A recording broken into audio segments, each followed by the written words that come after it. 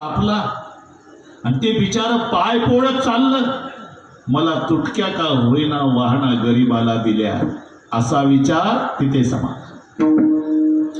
ज्याचं मोडकं घर आहे का नाही, कवेलू घर, त्याला जर समाधान मिळवायचं असेल तर फुटपाथवर झोपलेल्याचा विचार करा.